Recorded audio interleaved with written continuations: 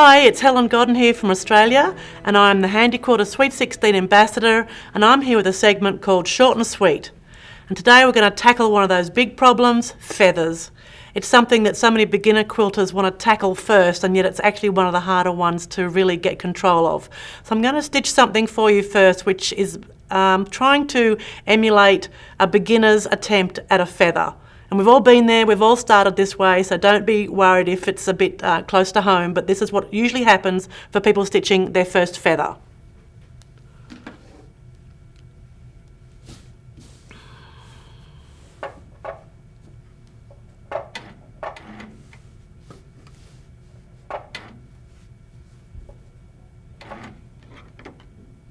Sometimes they might even manage to draw themselves a spine, which is a good idea. But then what happens is something like this.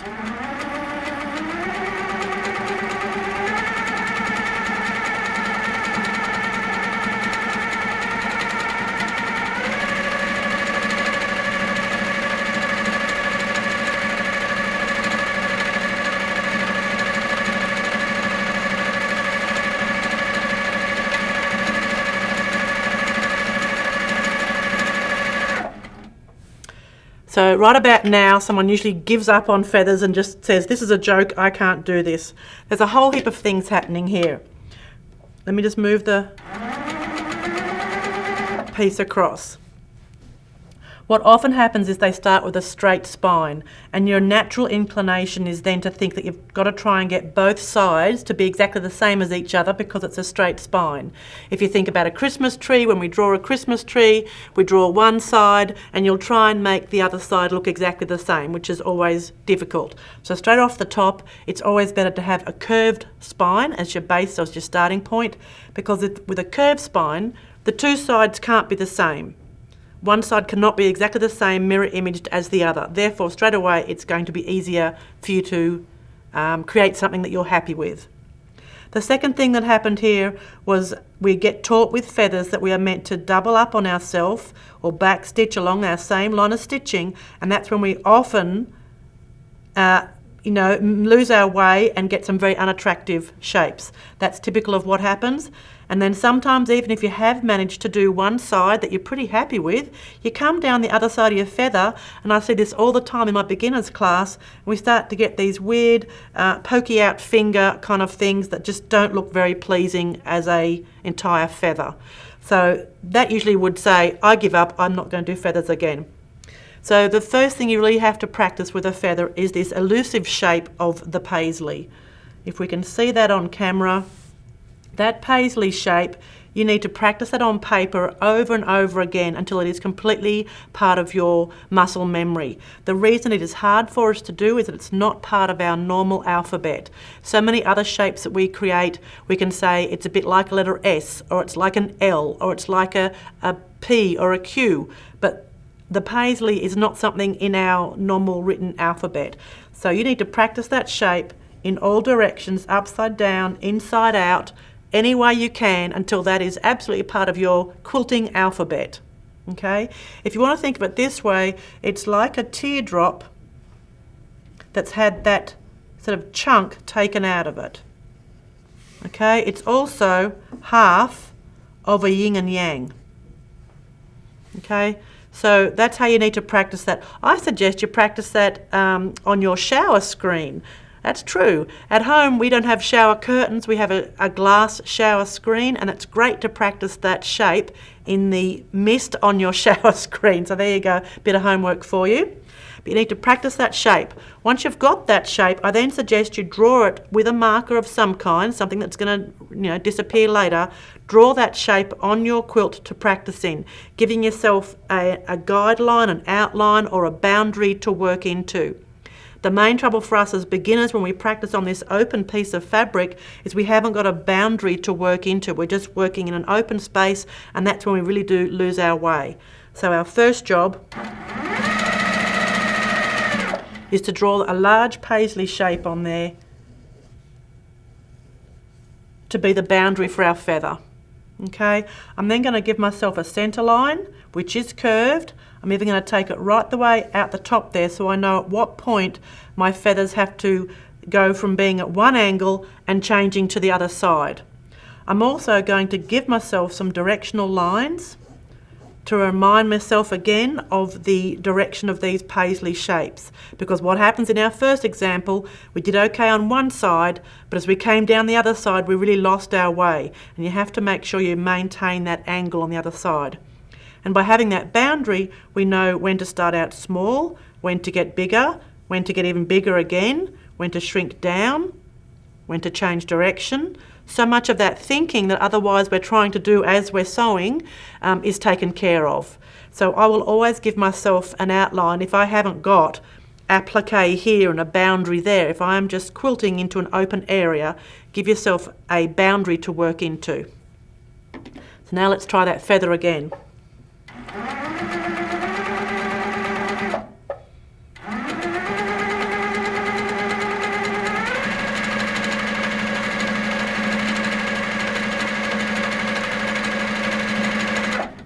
So you can see with my feathers, I quite like to leave that gap in between. For a beginner, that's where trying to have that second row of stitching going back on top of itself is where you can really have problems. So let's deliberately leave that gap so that we're not making it harder for ourselves.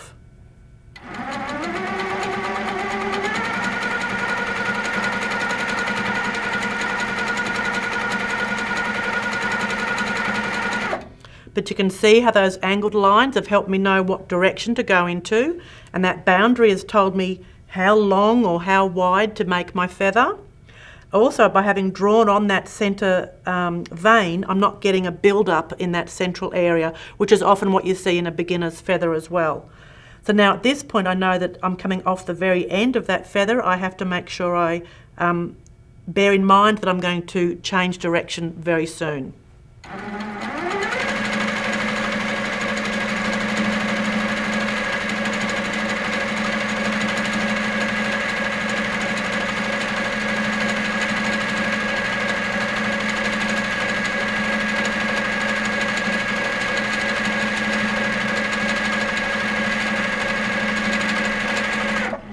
So those little angled lines there really helped me make sure I kept that angle as I was coming back down that other side of my feather.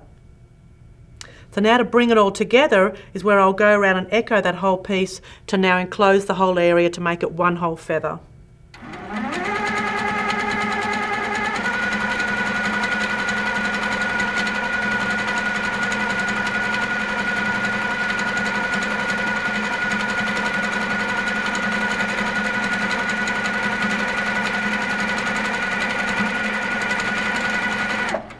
So when those marker lines are ironed away, I think that's going to look pretty good. If that was your first feather, I'd be pretty happy with that. But it really does look better than our first attempts that we all suffer from that in the beginning. Don't worry about that.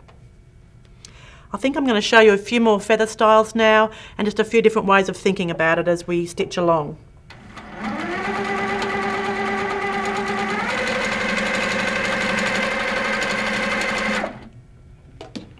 I'm going to start again with that main shape of that paisley border to work into.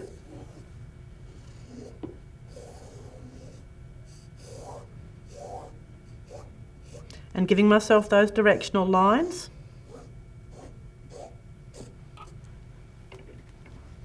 And now as we get more confident with our feathers, we can start to add different styles. So we've got the basic paisley style, we can add curls, there's all different things we can do. So I'll show you a few different styles here.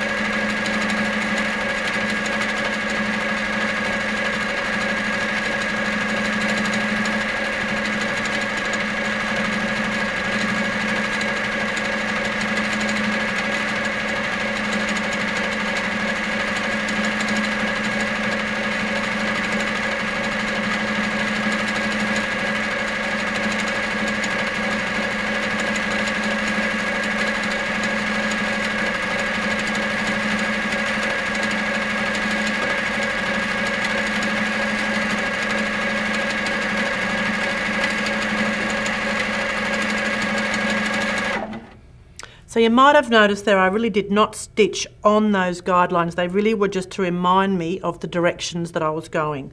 And by having that outline, I've now got that filling a nice smooth shape without having to worry about how wide my feather got or whether it got skinny here or there. It's a nice pleasing shape. So these are some fairly easy ways to do some feathers. I've got one more little trick up my sleeve.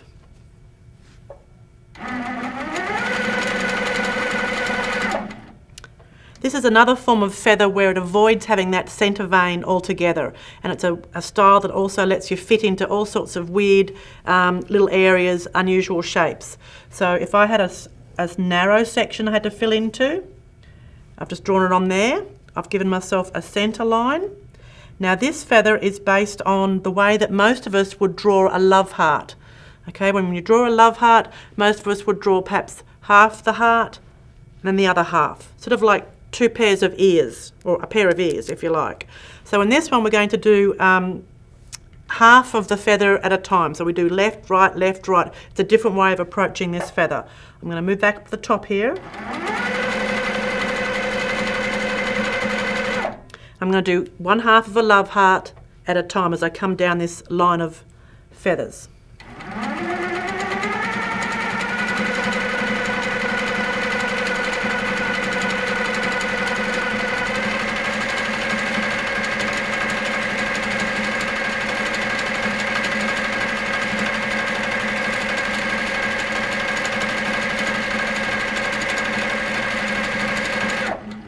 So what you can see is happening there is that I'm not actually even stitching a centre vein. There's a centre vein implied, but I'm not building up a lot of bulk of thread there on that centre area.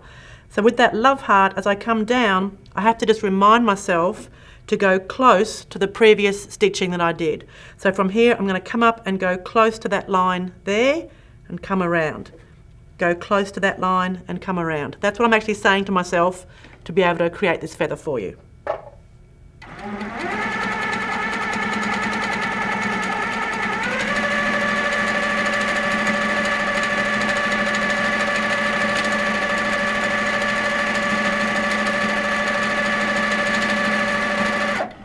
So that gives you quite a different finished look. Once you've got the knack of that one, I'll show you a variation on a variation. That's what quilting is.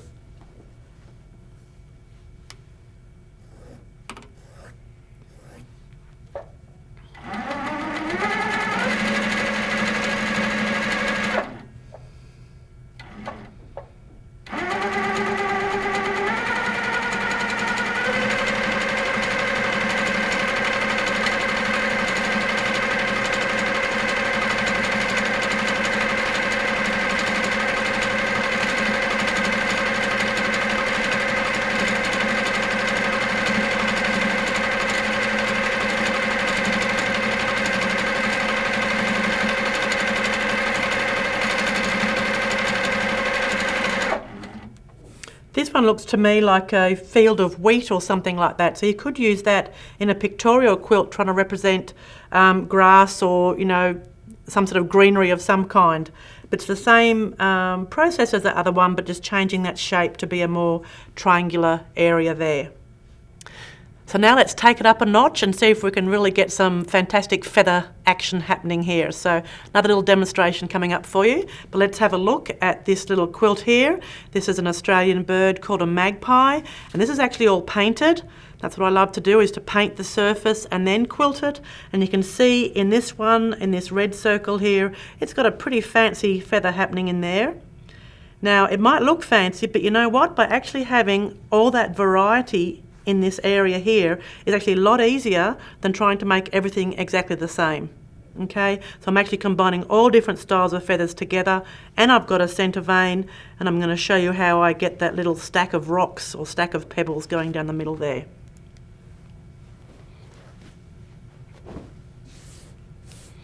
So I'm going to start with my drawing first to have my placement and my boundaries. That was sort of a half moon shape with that bird on there, so we'll just go with that, and I'm going to have my vein coming through the middle somewhere here, and I'm going to give myself a reminder of the general direction that those feathers need to be going in.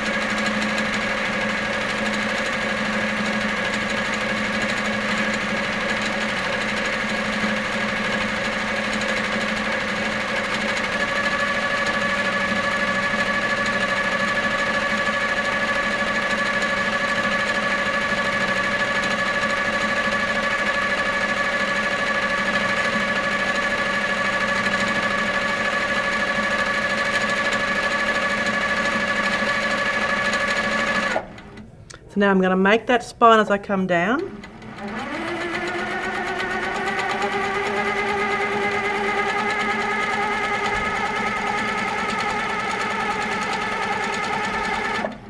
And do the other side.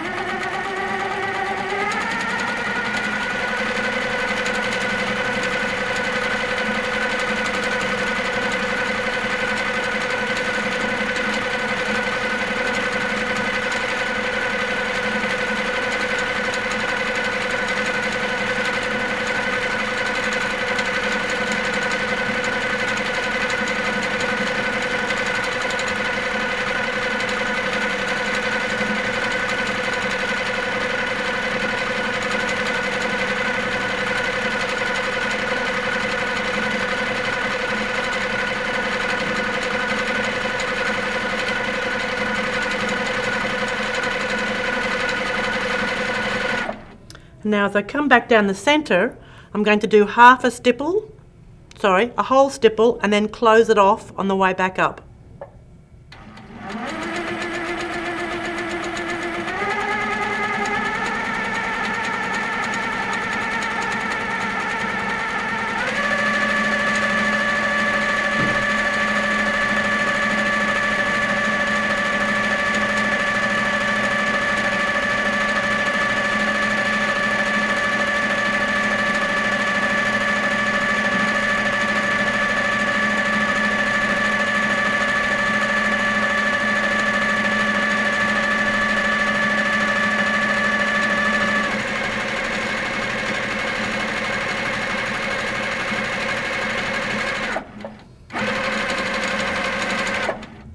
So that's something that we really need to practice on paper to really get our flow going, but you can start to combine all different styles of feathers into one, and it's actually, I think, way more forgiving because it's a variety that together creates that feather.